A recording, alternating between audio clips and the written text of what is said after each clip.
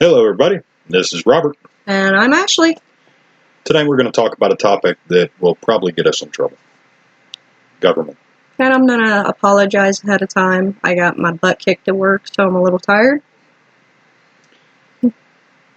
And about government specifically, proper representation by the people, for the people, and punishment for lawmakers that break the law. By the people, for the people. Means majority rules. What the vast majority wants is what gets enacted. That's how a democracy works. And that's how this country has worked. But lately that is becoming less and less. With the addiction of social media becoming more and more, these social media companies are censoring those that don't agree with their thoughts.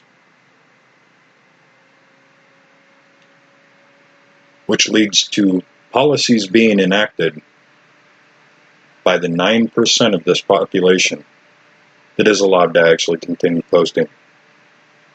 What happened to the other 91% of us?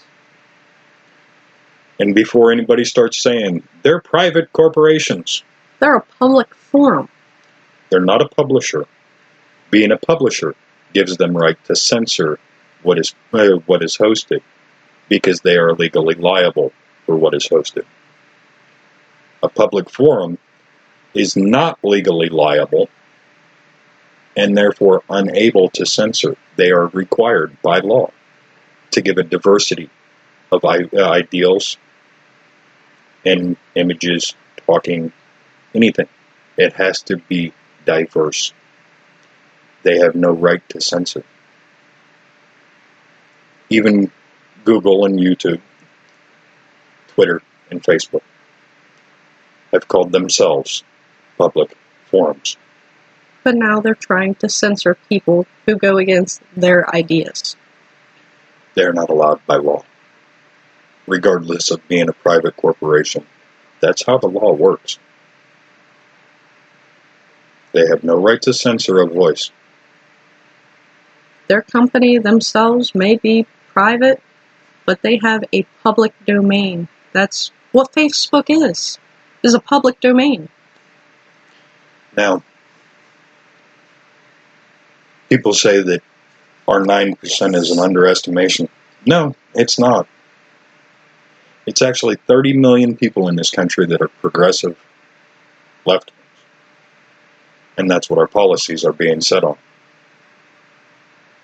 And if you're questionable on whether Facebook and Twitter ban people of a conservative lean, they've banned quite a few YouTubers on YouTube, on Twitter, that are conservative commentaries.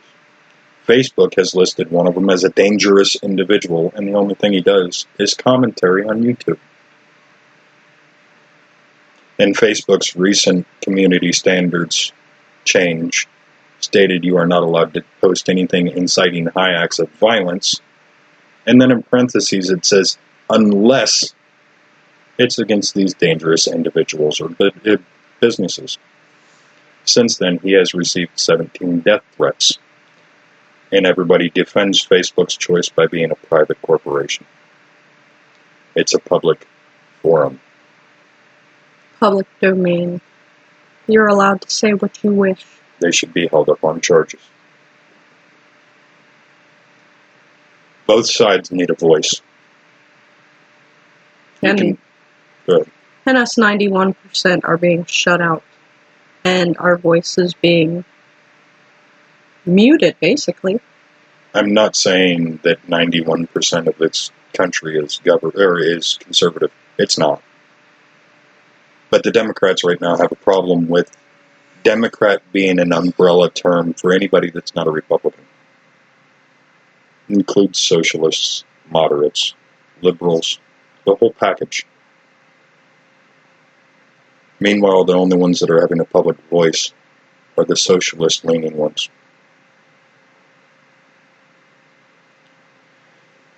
And that's probably for proper representation right now.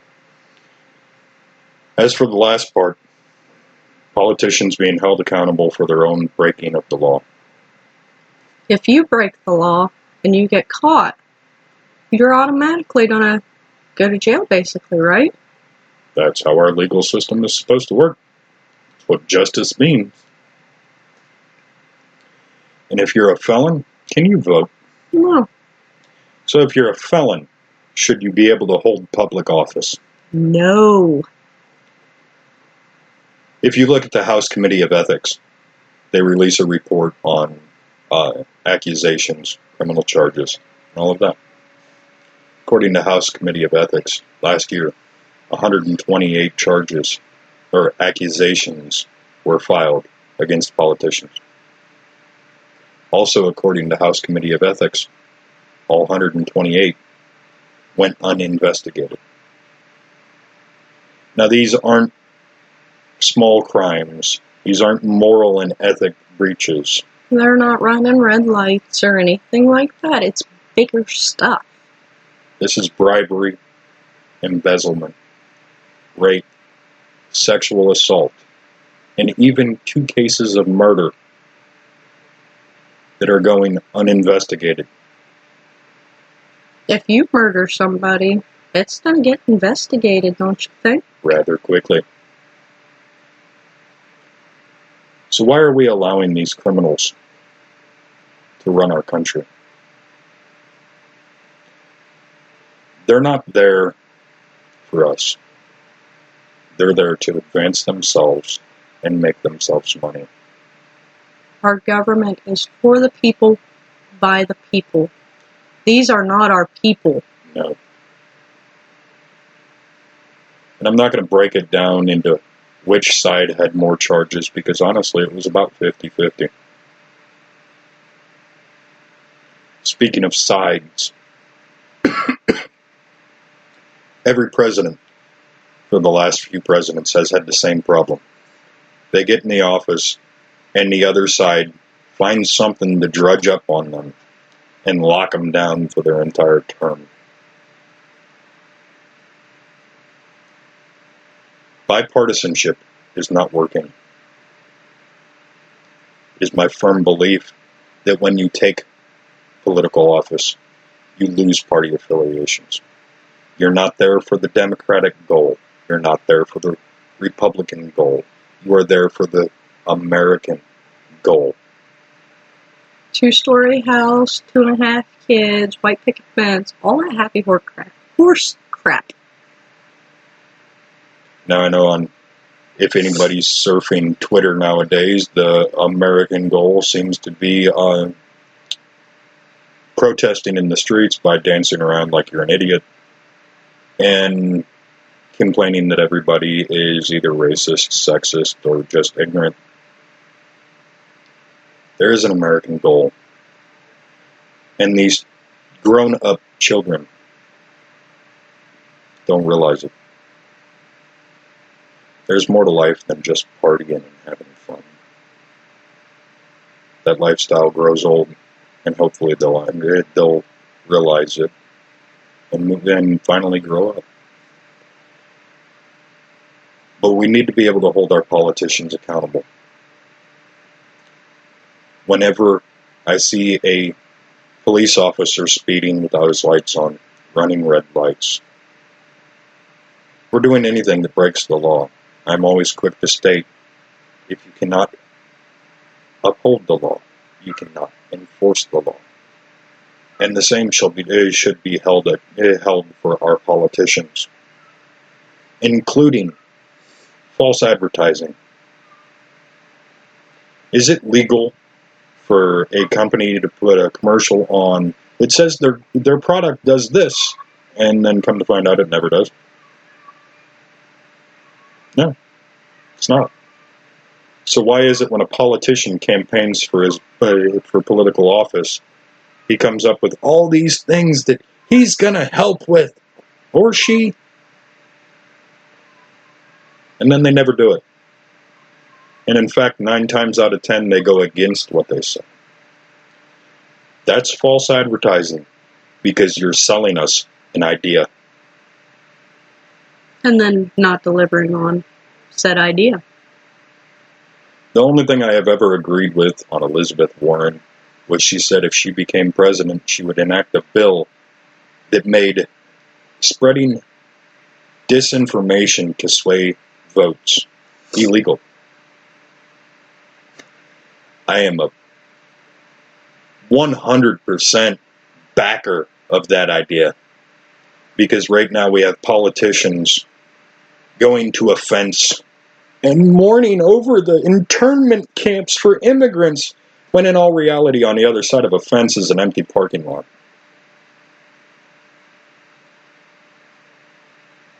We have politicians committing immigration fraud to become a politician. We have politicians pressuring courts to judge immigrants by the laws of their home country instead of this country.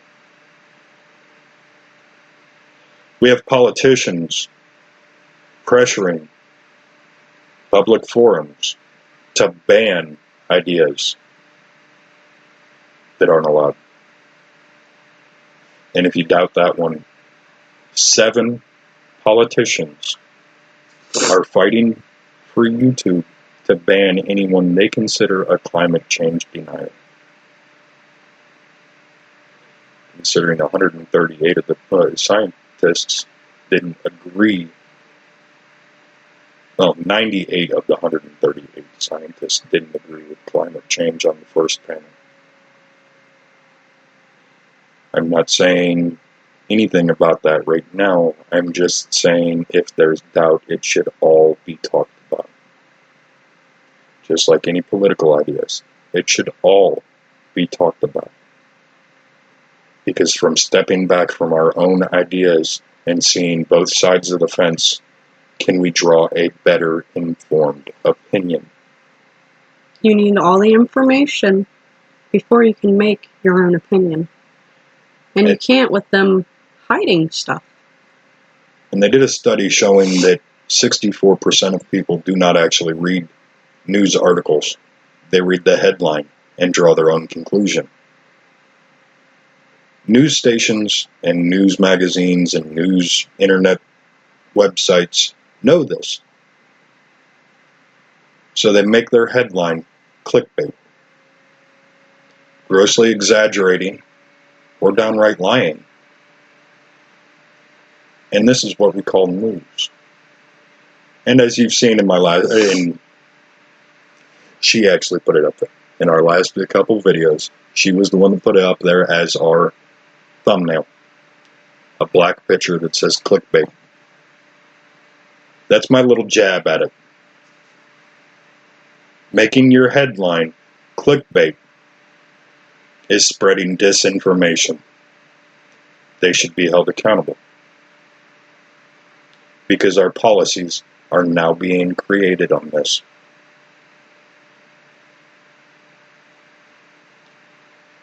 Research. Look up facts. Fact check everything. It is time our government is held responsible. It is time we are given another legal recourse besides voting. Because when you're voting on lies, and then they get in there and commit crimes, and our only option is to wait till the next round of voting to listen to more lies. Voting isn't working. We need a legal recourse. We need to stand up and make our voices heard. Which is why this will be the first, and hopefully the only time, I ask you of this. Please, if you like our message and want more people to hear it, like and share the video. Subscribe. Share it to anyone you can. The more people that hear it, the more people that think. The more people that'll band together and help stop this. It has gone on too far. I'm sure you guys driving around your towns have seen the yellow flags with the snake on it that says, "Don't tread on me." What do you think that means? Don't step on my rights. Exactly. Don't push me down into the ground and do whatever you want. We're not a doormat. Don't walk on us. Don't tread on me. People will stand up. Please. Show your support. Thank you, guys. As I always say, I hate you all. That's not a bad thing. God bless. You guys have a great night. Good night.